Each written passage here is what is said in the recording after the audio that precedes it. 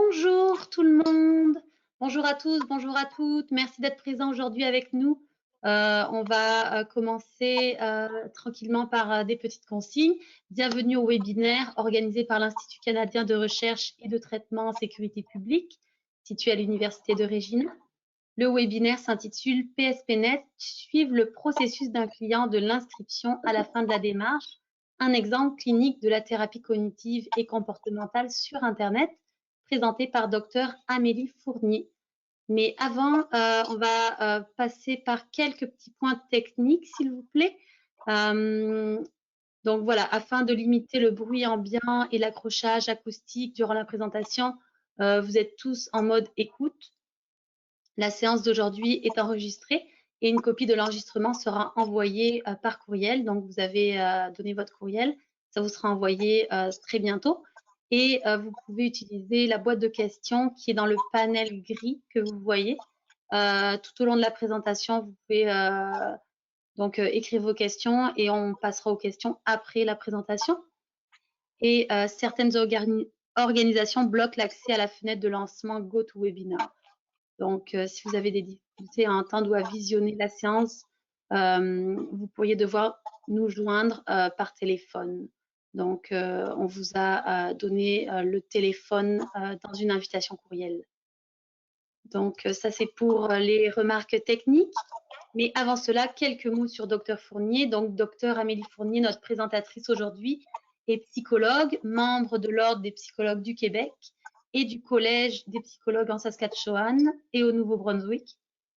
Elle offre des services psychologiques depuis plus de 13 ans et elle est associée de recherche clinique à l'Institut canadien de recherche et de traitement en sécurité publique à l'Université de Regina et elle s'implique dans le programme de thérapie cognitive comportementale sur Internet qui est donc le PSPNet.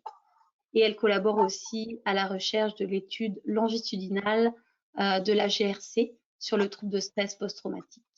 Voilà, donc sans plus tarder, votre présentation avec Dr Fournier.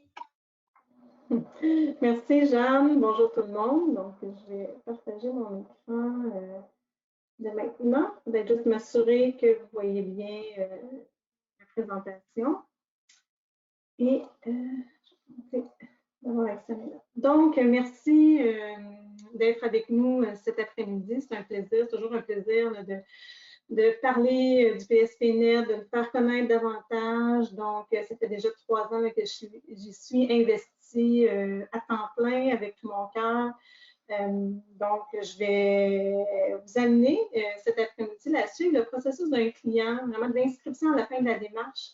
Un exemple clinique de la thérapie cognitive et comportementale sur Internet destiné aux personnels de la sécurité publique afin de rendre un petit peu plus le processus concret, le service concret pour vous. Donc, le contenu de la présentation de cet après-midi, qui devrait durer environ autour d'1 heure, on va d'abord revisiter qu'est-ce que le PSPNet. Plusieurs d'entre vous connaissent déjà le service. Par contre, je trouve important aussi de l'expliquer aux gens qui se joignent à nous peut-être pour la première fois. Comment obtenir des services du PSPNet, donc le processus, on va voir par la suite le processus d'inscription quand la personne s'inscrit, de l'évaluation jusqu'à l'admission. Je vais vous démontrer un exemple vraiment plus clinique d'un processus thérapeutique tout le long de la démarche du traitement et ça jusqu'à la fin de la démarche. Et vous parler un peu de démontrer les retombées jusqu'à aujourd'hui du PSPNet. Et les retombées sont toujours en évolution, donc c'est toujours intéressant de voir les résultats jusqu'à aujourd'hui. Donc, le PSPNet a été créé il y a 3 ans et derrière le PSPNet, il y a toute une équipe que je trouve important de prendre le temps de remercier. Et c'est un plaisir vraiment, pour moi, c'est un plaisir sincère de pouvoir travailler au sein d'une équipe aussi dynamique et passionnée. Le leadership de Dr. Edith Stravopoulos, directrice de recherche principale, et de Dr. Nick Carlton, qui se penche depuis plusieurs années sur l'importance d'une meilleure compréhension des enjeux de santé psychologique du PSP, est très inspirant. Donc, c'est des personnes très inspirantes, très passionnées dans ce qu'ils font. Et notre équipe de cliniciens est particulièrement expérimentée, aussi beaucoup d'expérience clinique auprès des PSP et s'investissent beaucoup dans les services à faire. Je tiens à mentionner que l'équipe francophone est basée au Québec et chacun des cliniciens respecte les normes en vigueur dans la province pour la pratique de la psychothérapie. Donc, Dr. Adji Stavropoulos, je dis son nom à tous les jours, mais aujourd'hui, j'ai un petit peu plus de difficulté. Dr. Adji Stavropoulos a mis sur pied il y a plus de 10 ans le Online Therapy Unit, donc qui est effectif en Saskatchewan et à la population générale depuis un petit peu plus de 10 ans. Donc, toujours en étude continue, une amélioration significative des symptômes et du bien-être ont été dénotés chez la population qui bénéficiait de ces services. Donc, Dr. Jody Burnett, ma collègue de Saskatchewan, et moi avons voulu vraiment comprendre qu'est-ce qui faisait que les enjeux aussi auprès du PSP il y a 3 ans, qu'est-ce qui faisait qu'il y avait une barrière à demander une aide psychologique lorsqu'ils en avaient de besoin. Et suivant les bases d'un Therapy Unit qui avait un impact significatif, Eder et Nick se sont rencontrés et ont vraiment voulu comprendre et voir qu'est-ce qu'on pourrait mettre sur pied qui viendrait contrer les enjeux principaux qui avaient été nommés, soit les enjeux de stigmatisation, de barrières géographiques, de contraintes de temps, et aussi l'accès à des thérapeutes, des psychothérapeutes spécialisés. Donc, de là est née l'idée de créer le PSPNet en ligne, un service en ligne de thérapie cognitive comportementale vraiment spécialisé pour le personnel de la sécurité publique.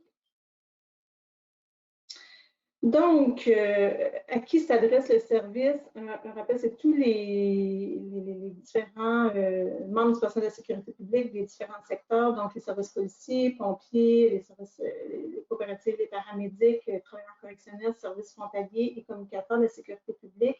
Et tous les rôles peut-être un peu moins typiques du personnel de la sécurité publique qui pourraient être inclus dans ces secteurs pourraient aussi bénéficier du service. Donc, en ce moment, c'est important de résider au Québec ou en Saskatchewan. Il y a 2 provinces qui s'ajoutent, qui sont le Nouveau-Brunswick et l'île du Prince-Édouard. Des échanges aussi et des avancées sont en cours pour des autres provinces canadiennes qui s'ajouteraient à l'offre de service du PSPNet. Donc, nous, on vous tient au courant au fur et à mesure là, que des provinces s'ajoutent et que l'offre de service s'élargit.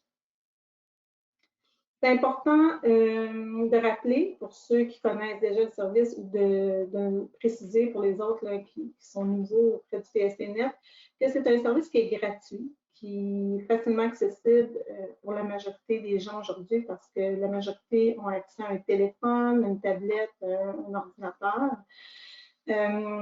Donc, connaissant l'importance du PSP des différents secteurs d'avoir accès à des services qui assurent la confidentialité, on a vraiment voulu s'assurer d'un système là, qui est hautement sécurisé, qui assure la confidentialité et de s'assurer que les gens puissent avoir confiance là, au service du PSPNet. Donc, aucun diagnostic n'est requis pour faire une demande de service et on n'évalue pas non plus la sévérité des symptômes, donc tout motif de consultation est considéré. En fait, même le motif de consultation n'a pas besoin d'être associé au travail. Ça peut être des motifs personnels, familiaux, de deuil, etc., là, qui sont tous pris en considération lors de l'admission. Et on souhaiterait même que le PSP ait accès au service sans nécessairement qu'il attende que ces symptômes se détériorent ou deviennent de plus en plus sévères. C'est important de mentionner que pour être admissible, j'ai mentionné le levier dans les provinces dans lesquelles le service est offert. C'est certain avoir un intérêt, une aisance avec l'utilisation d'ordinateurs, puisque c'est un service qui est offert en ligne, être âgé de 18 ans et plus. Et être membre actuel ou ancien, c'est important de le préciser. Donc, toutes les personnes qui sont à la retraite, qui ont fait un changement de carrière, demeurent admissibles au service. Par contre, on ne recommande pas le PSPNet pour des situations de crise ou d'urgence, étant donné qu'on n'est pas un service de crise ni d'urgence. C'est important, là, dans ce cas-là, de les référer vers des soins plutôt 24 heures sur 24, des services de crise. Et moi, recommander aussi, s'il y a une instabilité majeure au niveau psychologique, donc présence de manie, de psychose, ça va être important que la personne puisse recevoir des services spécialisés pour stabiliser l'humeur et par la suite revenir demander une aide au PSPNet. Qu'est-ce que le PSPNet? En fait, le PSPNet offre deux démarches. En ce moment, une dernière qui s'est ajoutée en juillet dernier, la gestion du trouble de stress post-traumatique, et aussi le développement du bien-être du PSP. Donc, les deux démarches se voient être une psychothérapie transdiagnostique, cognitive et comportementale. Et elle demande une implication, en fait, c'est un contenu hebdomadaire qui est transmis via Internet. C'est 5 modules transmis sur une période de 8 semaines et qui est accompagné d'un psychothérapeute par soit des échanges courriels sécurisés ou des appels téléphoniques selon la préférence du client et en collaboration avec le psychothérapeute. Et ça demande environ une implication du client d'à peu près 2 heures par semaine. Donc, c'est important que les gens sachent qu'il y a une implication personnelle, bien évidemment, dans le processus thérapeutique. Et la démarche est faite sur 8 semaines avec une possibilité de prolonger jusqu'à 16 semaines. Donc, pour assurer une flexibilité dans l'offre du service, un besoin qui avait fortement été mentionné par les membres du personnel de la sécurité publique. Je donne un aperçu de la démarche de développement du bien-être du PSP. Donc, il y a 5 modules qui est présenté, encore une fois, sur 8 semaines. Pourquoi 8 semaines? Parce que les modules 2 et 4 vont demander un petit peu plus de temps d'intégration, tandis que les modules 1, 3 et 5 se fait sur une période un peu plus courte, donc de 1 semaine. Et chaque module va présenter du contenu de façon structurée de la même façon. Donc, il y a une partie, il y a du contenu, des témoignages basés sur des expériences du personnel de la sécurité publique. Et on a eu vraiment des bonnes rétroactions de leur part, de la part des clients qui, vis-à-vis des témoignages, ont l'impression de se sentir moins isolés et voient qu'il y a d'autres personnes qui peuvent vivre le même type d'enjeu. Donc, ça semble aidant de pouvoir lire sur l'expérience de d'autres PSP. Et puis, on met à leur disposition un guide pratique pour intégrer le contenu au quotidien et le rendre davantage concret. Et sans entrer dans les détails de tous les modules, le module 1 donne un aperçu de l'impact du stress et de l'anxiété sur la santé mentale et le fonctionnement global, ainsi que l'impact des symptômes dépressifs et du trouble de stress post-traumatique.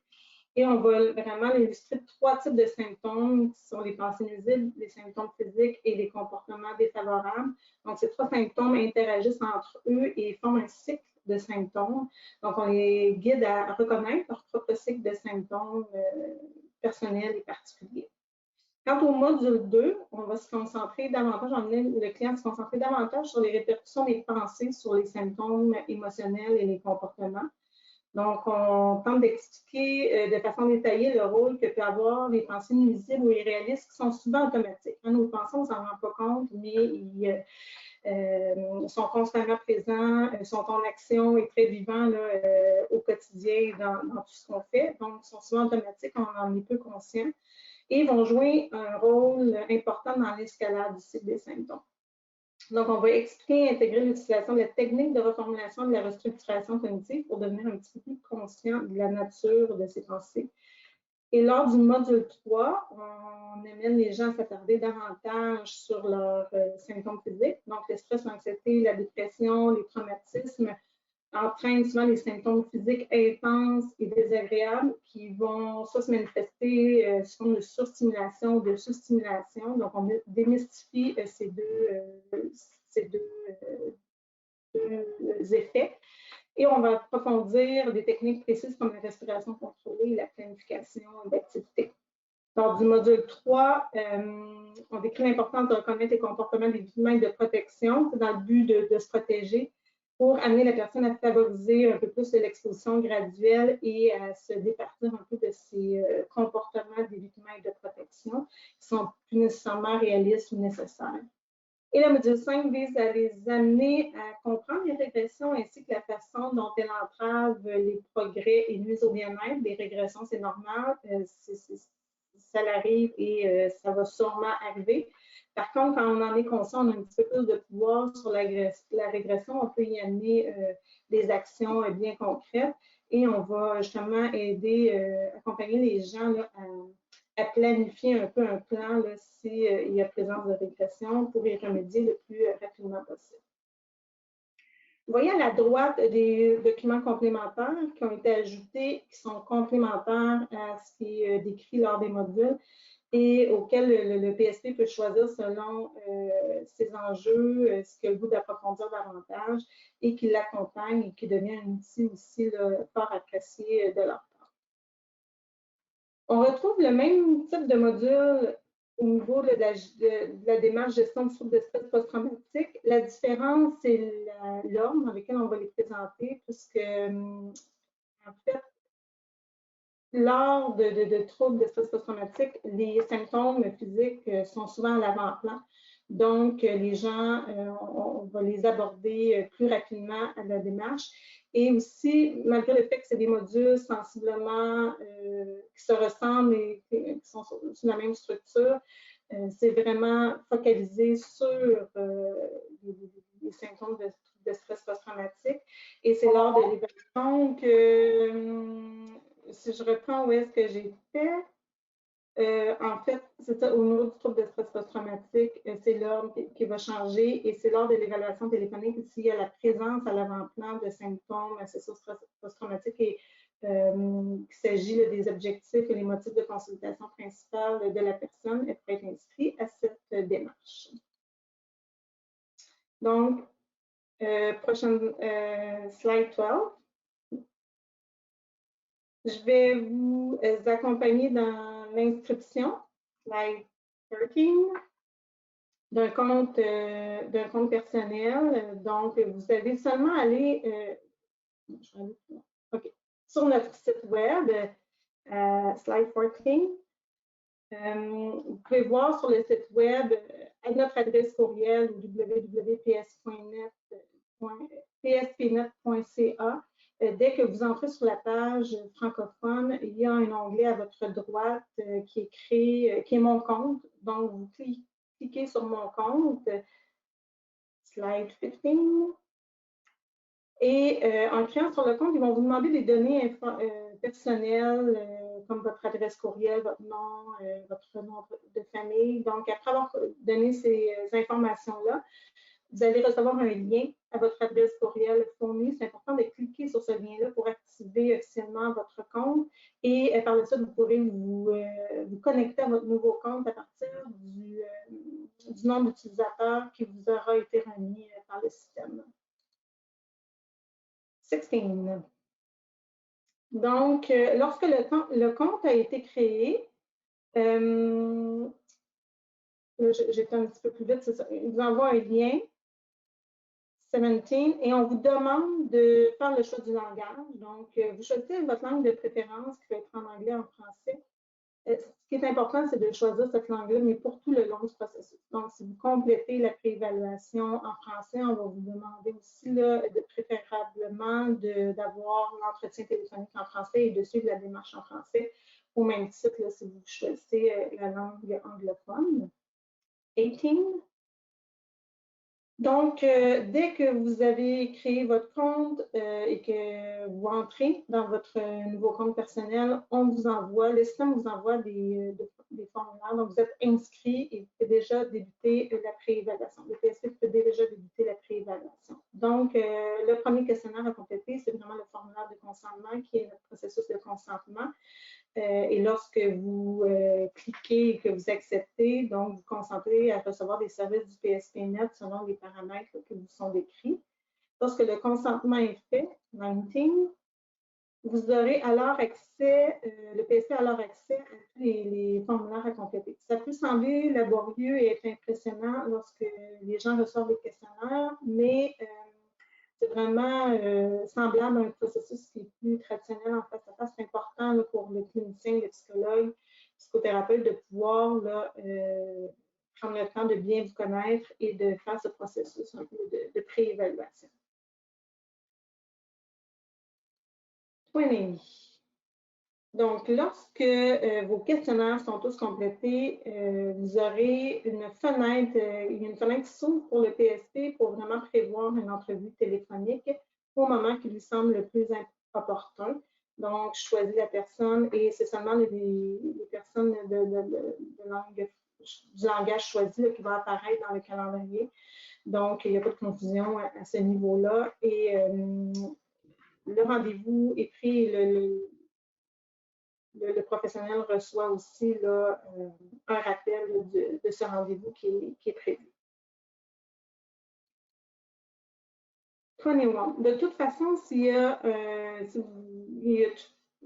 un embûche ou quelconque difficulté, comme la technologie, on voit, ce n'est pas toujours à 100%, n'hésitez pas, on encourage les gens à appeler directement au numéro téléphonique là, sur notre site web et on accompagne les clients pour qu'ils puissent là, avoir accès à leur compte et faciliter là, la connexion au système.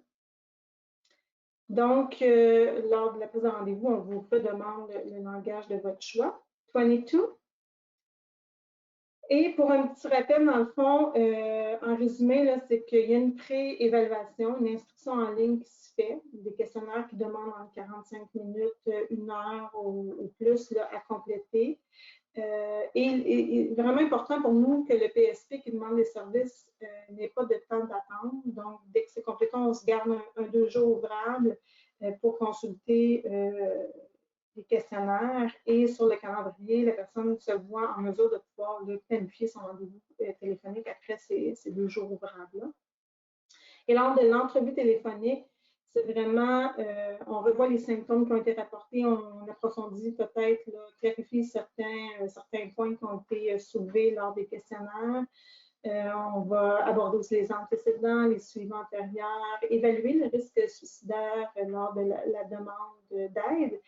Et ensemble, on détermine les objectifs personnels, les objectifs thérapeutiques avec le client. Slide 23. On est en ce moment, je trouve important là, de vraiment là, illustrer et suivre l'exemple clinique d'un client réel. Je trouve important de mentionner par contre qu'il y a eu tout un processus de désidentification pour respecter là, la confidentialité et l'anonymat. Et les informations concernant cette personne ont été modifiées pour s'assurer qu'on ne puisse pas l'identifier. Mais le cœur, vous allez avoir accès à l'expérience et d'une situation clinique. Donc, cette personne, je vais l'appeler Charles. Charles est un PSP. C'est un homme qui est, je vais mentionner l'information recueillie à propos de Charles, en fait, lors de la préévaluation en ligne et de l'entretien téléphonique, nous a permis de le connaître davantage. Donc, c'est un homme âgé dans la trentaine, père de 3 jeunes enfants, qui occupe des fonctions de paramédic depuis environ 15 ans. Il nous mentionnera que c'est davantage les horaires variables et la nature du travail du PSP qui ont été là, des enjeux significatifs lors de sa relation avec la mère de ses 3 enfants et que ces enjeux ont amené éventuellement à une rupture puisque c'est difficile de concilier le travail et la vie familiale. Depuis quelques mois, Charles vit une nouvelle relation amoureuse, mais soulève déjà des insatisfactions majeures. Donc, il perçoit un peu un surinvestissement de sa part, moins de mobilisation du côté de sa conjointe et commence à percevoir un déséquilibre et une relation qui lui demande beaucoup de mobilisation. Au départ, il va nous dire même qu'il ne se questionnait pas sur l'énergie que ça lui demandait, mais que là, après quelques mois déjà, il commence à remettre certains éléments en question. Aussi, selon les propos et les questions complétées lors des réponses aux questionnaires complétés, il semble y avoir présence d'un trouble de stress post-traumatique à un niveau cliniquement significatif. Et on prend le temps d'évaluer le risque suicidaire. Il semble avoir déjà été présent, il semble y avoir eu un risque plus élevé dans le passé, mais au moment de la demande d'aide, monsieur dit ne pas avoir d'idéation suicidaire et ne pas avoir l'intention de passer à l'acte, donc le risque est évalué faible. Slide 25. Il va nous mentionner aussi une augmentation des difficultés de sommeil depuis un certain temps, une augmentation de la consommation d'alcool. Donc, c'est important lors de l'entrevue téléphonique parce que nous, par les questionnaires, la consommation d'alcool et de drogue semble dans un niveau là, normal, acceptable. Par contre, lui, Charles voit lui une différence, voit que sa consommation a augmenté depuis un certain temps, puis ça commence à le questionner ou à soulever des inquiétudes pour lui. On va mentionner qu'il consomme davantage lorsqu'il se retrouve seul et que les enfants sont couchés. Le symptôme qui le dérange davantage, c'est vraiment la difficulté à ressentir le plaisir. Donc, c'est un homme qui a l'habitude de pratiquer des sports, toutes les formes, différents sports et des activités extérieures, ainsi que des sports extrêmes. Et là, l'intérêt a diminué significativement. On va aussi mentionner que les symptômes rapportés affectent grandement d'autres sphères, donc des sphères tant personnelles qu'au travail. Il se sent plus perturbé au travail par des situations qui, avant, ne le perturbaient pas autant. Elle va mentionner s'absenter davantage aussi du travail et avoir perdu un certain intérêt aussi par rapport à ses fonctions au travail. Donc, le diagnostic de trouble, il y a déjà eu dans le passé un diagnostic de trouble dépressif caractérisé, mais qui semble plus actuel au moment de la demande d'aide. Et à ce moment-là, il y avait eu des suivis avec des professionnels. On va prendre le temps aussi de vérifier là, quelle est la médication, s'il y en a, que la personne bénéficie au moment de la demande d'aide. Slide 26. Donc, suite à l'évaluation téléphonique et les questionnaires complétés, il semble y avoir présence de symptômes d'anxiété sévères lorsque Charles fait sa demande d'aide, demande de service. Les symptômes de troubles de stress post-traumatique semblent aussi à un niveau cliniquement significatif. Même si nous, on ne porte pas de diagnostic, ça nous permet quand même d'avoir une idée, un aperçu là, de la nature des symptômes. Et quant aux symptômes dépressifs, ils semblent modérés. Donc, un niveau modéré plus moyen. On va prendre le temps aussi de noter les facteurs de protection. Donc, comme je disais, Charles, en général, un intérêt marqué là, pour le sport, toutes les sortes de sports, hockey, ski de fond, course 4 roues, vélo de route, vélo de montagne, planche à neige, très diversifié. Il se sent aussi très bien entouré, tant par ses amis que ses collègues au travail et par des professionnels aussi. Donc, il y a une aisance à demander de l'aide s'il en a besoin. Par contre, il sent une charge de travail qui accentue un peu, qui vient ajouter au stress une charge de travail élevée, une impression que l'employeur a une compréhension limitée des enjeux de santé mentale et le fait d'être dans un contexte de pandémie et toutes les restrictions que ça implique a aussi ajouté une source de stress importante pour nous. Donc, suite à la préévaluation en ligne et l'entrevue téléphonique, Charles est admis à la démarche développement du bien-être du personnel de la sécurité publique. Il va faire le choix d'un accompagnement par courriel sécurisé une fois par semaine avec un psychothérapeute. Donc, il s'agit de courriels échangés à partir de leur compte personnel et à partir du compte du PSP et du PSPNet à partir d'un système de confidentialité accrue. Et par contre, au cours du processus, le client et le psychothérapeute s'entendront à un moment donné. Vous allez voir là, à des rencontres téléphoniques à un certain moment donné dans la démarche, il va y avoir une entente commune. Et pour quelques semaines, ce sera des échanges téléphoniques qui remplaceront les échanges courriels. Et vers la fin de la démarche, il y aura un retour des échanges courriels à la demande du client.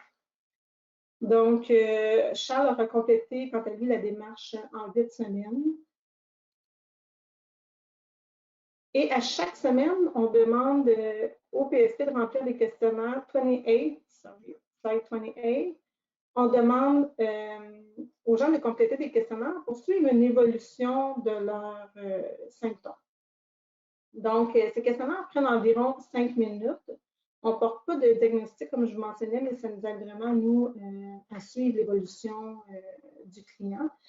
Et ça donne aussi accès au PSP, un visuel qui permet, lui aussi, de suivre l'évolution de sa démarche. Et puis, je pense même que c'est une demande qui avait été faite par eux, une suggestion qu'on a trouvé importante de prendre en considération. Donc, ici, on a le graphique des symptômes qui étaient associés à la dépression, les symptômes dépressifs tout au long de la démarche. Et on peut observer à la mi-parcours une augmentation des symptômes dépressifs chez le client, donc à la semaine 4. L'augmentation est associée à un événement stressant dans la vie personnelle de Charles, donc à la suite d'une meilleure reconnaissance de ses besoins pendant la démarche et de ses limites et ses priorités personnelles.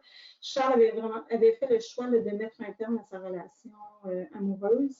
Donc, même s'il s'agissait d'un choix personnel qui tenait compte de son bien-être, ça engendrait quand même une source de stress et des symptômes plus intenses, mais qui pouvaient à ce moment-là explorer par l'accompagnement d'un psychothérapeute. Ici, on trouve important aussi là, de prendre le temps d'évaluer une question, c'est la question 9 là, dans l'évaluation des symptômes dépressifs. La question 9, c'est vraiment une question reliée à l'intention de se blesser personnellement ou reliée à la mort. Donc, on voit dans le cas de Charles, il n'y avait pas de pensée suicidaire, comme il l'avait mentionné dans la préévaluation. Et ça pourrait arriver qu'il y en ait, et nous, on suit l'évolution et on prend le temps de l'évaluer en cours de route régulièrement pour s'assurer de la sécurité de la personne. Slide 30. Les symptômes d'anxiété étaient beaucoup plus élevés au début de la démarche aussi, comme on peut voir. Donc, se situe à un niveau sévère, ont diminué rapidement. On se rappelle aussi qu'au début, la présence d'inquiétude, on se rappelle, je vous le mentionne en ce moment, la présence d'inquiétude était très présente et excessive. Donc, des inquiétudes assez généralisées, une peur de ne pas être un bon père, entre autres, peur de ne pas être un bon conjoint, d'être un bon paramédic. Souvent, il imaginait le pire pour ses enfants ou les gens autour de lui. Et Charles va nous expliquer que dans ses fonctions de paramédic, c'est un peu ce qu'on lui enseigne et ce qu'il doit faire pour être un bon paramédic, c'est-à-dire d'évaluer, voir au-devant des situations et de prévoir pour bien faire son travail. Donc, une force au travail n'est pas nécessairement utile toujours dans la vie personnelle. Donc, cette façon de faire s'était transposée dans sa vie familiale et relationnelle, mais semblait être plus nuisible que constructive. Donc, le fait de reconnaître davantage ses pensées lui a permis d'apporter des changements et ainsi diminuer les pensées d'inquiétude. Et je vais vous en parler un petit peu plus longuement. Slide 31. Donc, quant aux troubles, les symptômes associés aux troubles de stress post-traumatique étaient à un niveau cliniquement significatif, ont diminué au début de la démarche et ont augmenté pour les mêmes raisons de l'événement qui s'est. On peut imaginer, en fait, faire l'hypothèse que l'événement de séparation a ajouté un stress et qui rendait un petit peu difficile la gestion des différents symptômes. Et les symptômes étaient particulièrement reliés à des accidents tragiques qui avaient eu lieu dans le cadre de son travail et sur lesquels il avait eu à intervenir. Et à ça s'ajoutaient d'autres événements de suicide et de décès dans lesquels il était encore eu à intervenir. Ça, je vous en ai parlé. Et vu les besoins exprimés par Charles et les observations du psychologue, le suivi des semaines suivantes s'est fait par téléphone à partir de la 4e semaine. Donc, il y a eu des échanges téléphoniques et quand ça s'est estompé, qu'il y a eu une meilleure compréhension, une meilleure des pensées, une meilleure gestion des symptômes, à ce moment-là, le besoin de revenir au courriel, me semble mentionné une préférence de revenir au courriel électronique et c'est ce qui s'est passé. Monsieur nous avait mentionné qu'il avait trouvé vraiment significatif l'exposition graduelle. Donc, on peut aussi là, considérer que ça a eu un impact dans la gestion des symptômes et d'atténuer l'intensité des symptômes. Donc, je vous en parle un petit peu plus longuement de l'exposition graduelle, comment ça s'est manifesté pour le client un petit peu plus loin dans une autre diapositive. Donc, slide 32.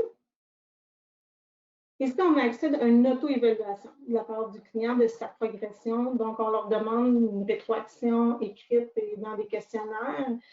Et Charles va nous mentionner qu'il considère reconnaître davantage ses symptômes et les déclencheurs. Donc, il dit que le fait du recul vis-à-vis de ses pensées automatiques et a pu réaliser que c'était en grande partie d'inquiétude. Donc, vu qu'il était automatique, il n'y avait pas ce recul-là pour voir que c'était des inquiétudes souvent non fondées et non constructives. Donc, des inquiétudes pendant son rôle de père, sa nouvelle relation, son travail. Et il a aussi remarqué qu'il évitait certains endroits lorsqu'il s'y retrouvait, ça déclenchait des symptômes plus ou moins intenses. Donc, il avait tendance à éviter et il était un peu plus conscient de qu'est-ce qui pouvait enclencher les symptômes chez lui. Par la suite, on a mentionné que la restructuration, puis on va voir un petit peu plus loin que la restructuration cognitive a été significative pour lui et lui a permis de remettre en question ses pensées, comme je vous disais tout à l'heure, et de les changer en pensées plus constructives, plus utiles, qui généraient davantage de bien-être que d'inquiétude pour lui. Donc, je donne un exemple bien précis. Ça revenait souvent à l'inquiétude de ne pas être un bon père. Donc, comment il nous verbalisait le fait d'avoir peur de ne pas être un bon père, c'est j'ai un horaire atypique de travail et j'ai mes enfants, je suis un père séparé, j'ai un horaire de travail atypique et je ne suis pas assez autonome pour pouvoir prendre soin de mes 3 enfants. Donc, le fait de prendre un recul, et ça revenait sans cesse de façon plus ou moins consciente. Donc, le fait de prendre un recul par rapport à ses pensées lui a permis de les re-questionner et de les modifier. En fait, oui, il s'est rendu compte avec l'exercice que oui, c'est vrai que je travaille à des heures atypiques. Par contre, lorsque je suis avec mes enfants, je m'implique à 100%. Je suis avec mes enfants, le temps que je passe avec eux est divisé à part égale avec la mère de mes enfants. Lorsqu'ils sont chez moi, je m'assure de passer du temps de qualité avec eux et je leur fais vivre plein de nouvelles expériences. Donc, vous voyez que il était très impliqué, peut-être même plus que la moyenne des gens qui ont, pas la moyenne, mais que certains autres papas qui ont peut-être un horaire plus typique. Lors du questionnement de ses pensées, il a aussi pris le temps de valider sa perception et ses pensées auprès de la mère de ses enfants, qui lui, au contraire, considère qu'il est un père très impliqué et très engagé auprès de ses enfants, qui semblait très satisfait de son implication et de l'entente qu'il y avait malgré le fait qu'il soit séparé. Par la suite, Charles va aussi mentionner qu'il a appris à gérer davantage ses symptômes de stress post-traumatique. Donc, il semble avoir retiré des bénéfices de mettre comme je disais tout à l'heure, en pratique l'exposition graduelle. Il avait pris l'initiative de parler davantage de son expérience personnelle et de ses vulnérabilités. Ça lui est venu de façon, je ne dirais pas spontanée, mais dans sa démarche, l'initiative lui est venue de parler davantage de lui-même, de ses vulnérabilités et de ses expériences auprès de ses amis, auprès de ses collègues et de gens que lui-même accompagnait. Et il s'est aussi présenté sur des lieux d'intervention des routes qui évitaient suite à des accidents qui avaient eu lieu ou même des restaurants qui étaient près d'accidents qui avaient eu à intervenir. Donc, l'exposition lui a permis d'atténuer les symptômes, de gérer les symptômes et par la suite, ils avaient fortement diminué quand on regarde les graphiques que je vous ai montrés juste avant. Charles a aussi appris à affirmer davantage ses besoins précisés. D'abord, les affirmer et assumer ses limites, ce qui a amené à une séparation. Donc, on peut voir que oui, c'est désagréable une séparation, mais par contre, si c'est ce qui est mieux pour soi, ça peut être aussi important de cesser, d'éviter, de faire des choix en fonction de ce qui est bon pour soi. Et souvent, ça va être présent aussi chez les personnes de la sécurité publique, c'est des gens, et les paramédics, c'est des gens qui sont habitués d'aider les autres, de répondre aux besoins des autres. Donc, parfois, ça peut être difficile de voir ou de prendre soin de ses propres besoins, encore une fois, par des formations professionnelles. Je vais m'assurer que je mentionne l'essentiel ici. Oui, puis je trouve important de mentionner que c'est quelqu'un qui est habitué d'être dans la surstimulation, de beaucoup être dans l'action, et c'est sa façon un peu de gérer et de ne pas ressentir parfois là, des sentiments plus désagréables ou plus négatifs. Donc, le fait de s'arrêter, de prendre le temps là, de voir ses pensées, la nature de ses pensées, de prendre le temps de s'arrêter aussi à restructurer les pensées, à prendre le temps de s'exposer, lui a permis d'avoir une plus grande tolérance à la solitude. Donc, par la suite, lorsqu'il se retrouvait seul, il a vu une diminution, il n'y avait plus ce vide ressenti. Ses pensées aussi étaient plus constructives, donc moins de rumination et moins d'impact sur l'estime personnelle. Donc, il a senti moins de besoin de consommer de l'alcool. La consommation a diminué parallèlement, là, sans vraiment qu'il y ait un focus mis sur la diminution de l'alcool. Et le sommeil s'est amélioré aussi, donc vous voyez une plus grande qualité de sommeil.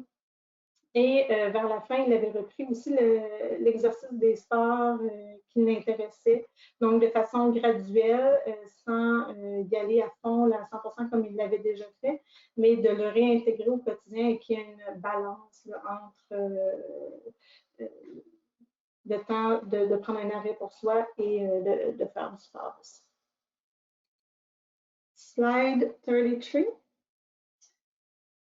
Vous avez ici une rétroaction écrite de la part de Charles. Donc, nous savons, nous, que l'importance des pairs chez les membres du personnel de la sécurité publique et donc, par une expérience significative avec le PSPNet, Charles nous rapporte l'avoir déjà recommandé à des collègues autour de lui. Donc, on voit ici dans le commentaire, en fait, la rencontre téléphonique au début m'a très bien été expliquée.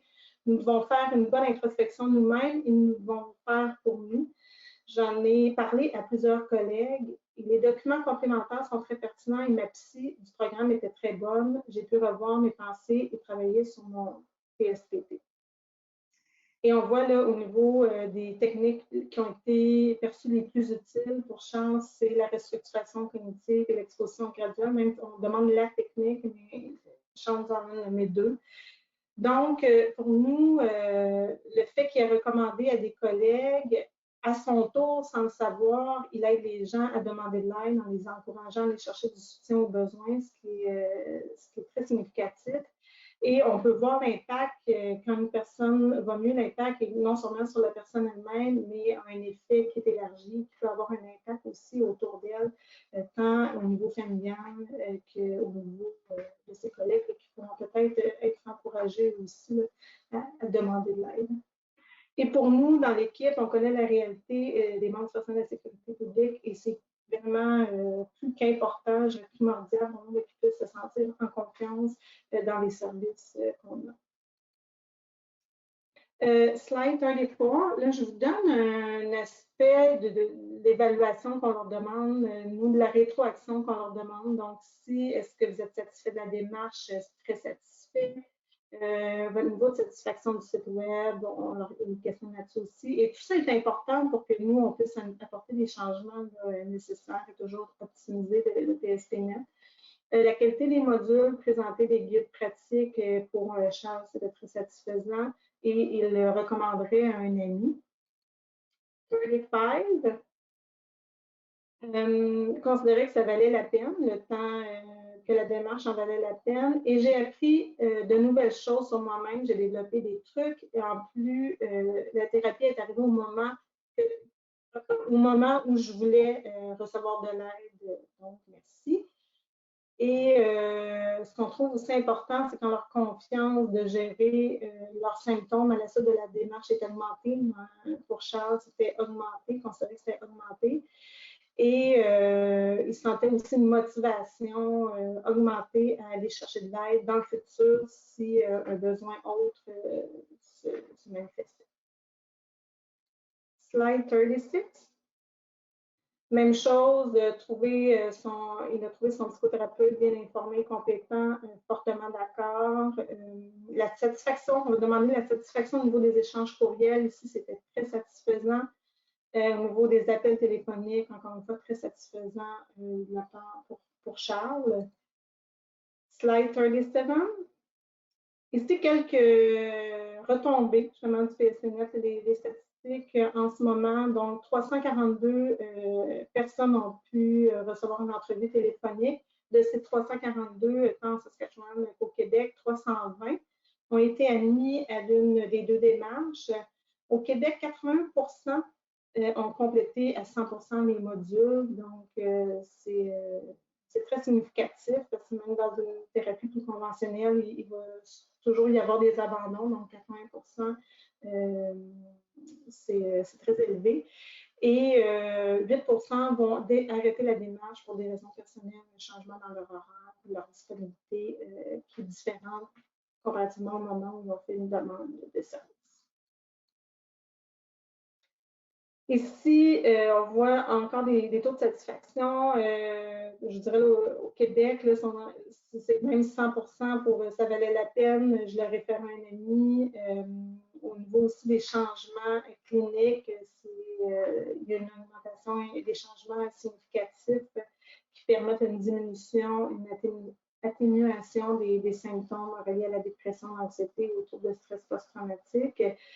Et on sait que ces feedbacks-là sont honnêtes. Les membres du personnel de sécurité publique, habituellement, on a leur juste et ils trouvent important de nous donner leurs commentaires. Et nous, on trouve important de les prendre en considération aussi dans les outils qu'on ajoute et ce qu'on ajoute au service pour les accompagner.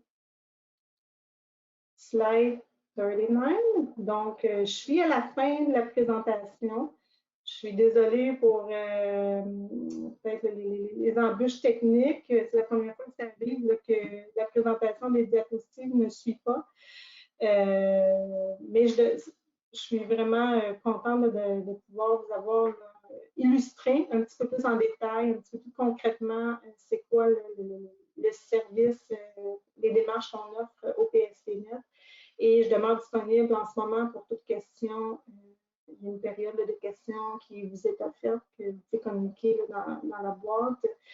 Et sinon, vous pouvez me rejoindre soit par courriel électronique, slide 40, j'ai mes coordonnées ici, par courriel ou par téléphone aussi, le même message va se rendre à moi et il me fera plaisir de vous contacter à nouveau pour en discuter davantage.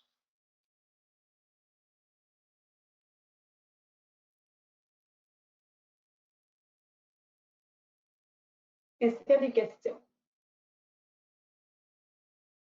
Amélie, on n'a pas de questions pour l'instant, donc on peut attendre encore 1 ou 2 minutes si certains participants voudraient écrire leurs questions.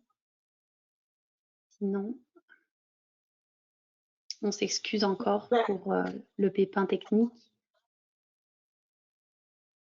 Et aussi, vous aurez un sondage à remplir à la fin. En fait, quand vous allez fermer le webinaire, il va y avoir un lien qui va ouvrir directement sur un sondage. Donc, on vous invite à le remplir, s'il vous plaît.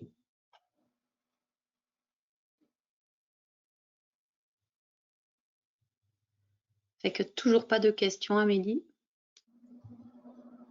Vous avez tout été clair.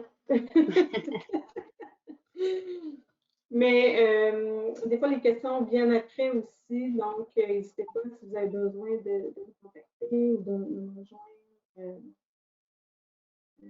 Vous pouvez toujours nous demander du matériel promotionnel aussi. Vous pouvez nous demander des choses pour faire suivre à vos équipes aussi. Oui, bien entendu. Donc,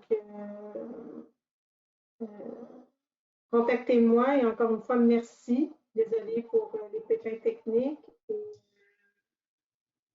en espérant que vous ayez quand même eu le cœur de la présentation et la compréhension du PSPNet. On a une question, Amélie, qui concerne l'exposition graduelle. Oui. Donc, quelqu'un qui dit « L'exposition consiste à modifier ses comportements en prenant des nouveaux c'est inciter la personne à le faire? Oui, l'exposition graduelle, dans notre démarche, en fait, c'est d'inciter la personne à cesser d'éviter ou d'adopter des comportements de protection, mais toujours de façon graduelle, donc en respectant son rythme et les défis personnels. Mais par exemple, j'ai perdu confiance en la nature humaine parce que j'ai tellement vu de catastrophes. Donc, moi, quand le samedi arrive, je donne un exemple, le samedi arrive ou le vendredi, j'aime mieux écouter des séries, me retrouver seule et j'ai moins le goût de voir des gens. Donc, dans l'exposition graduelle, ça pourrait prendre forme dans reprendre des activités sociales avec une personne, deux, ça n'a pas besoin d'être avec une foule, mais d'accompagner la personne parce que oui, il y a ça peut être déshumanisant d'avoir accès à des gens parfois là, qui sont un peu plus malveillants, mais c'est important aussi de garder un certain réseau social. Ça, c'est un exemple. Dans le cas de Charles, c'était le fait des routes qui évitait complètement parce que ça réactivait des symptômes. Il y avait eu un accident en particulier qui avait été traumatique et le fait de l'accompagner dans reprendre, tolérer des symptômes et ramener aussi la restructuration cognitive pour être capable d'arrêter l'évitement et les comportements de protection, éventuellement. Mais encore une fois, il y a une gradation, donc il y a plusieurs expositions qui sont exposées sur une échelle. Donc, celle qui est la plus facile comme défi au départ vers des expositions qui deviennent un petit peu plus demandantes, qui demandent un peu plus de défis. Donc, il va vraiment un pas à la fois, une étape à la fois. Il y a une autre personne qui demande, est-ce que ces services sont offerts au Québec et en Saskatchewan seulement? Pour le moment, c'est le Québec, la Saskatchewan. Comme il y a le Nouveau-Brunswick qui s'ajoute, que dans les prochaines semaines, le service va être offert aussi, et l'île du Prince-Édouard. Mais je sais qu'il y a déjà des négociations en cours, des ententes qui sont sur le point, mais étant donné qu'il y a un aspect aussi politique, des fois, les ententes, il y a un délai avant que ça soit conclu. Mais nous, on va s'assurer de vous tenir informés, soit par le site web et au fur et à mesure qu'il y a d'autres provinces qui s'ajoutent à l'offre de service. On se veut d'être un service qui va devenir pan-canadien éventuellement, donc il va sûrement y avoir d'autres provinces qui vont s'ajouter. Donc, les participants, dernière chance pour une question. Sinon, c'était la dernière question qu'on avait. Parfait. Merci. Merci beaucoup d'avoir participé. Merci beaucoup.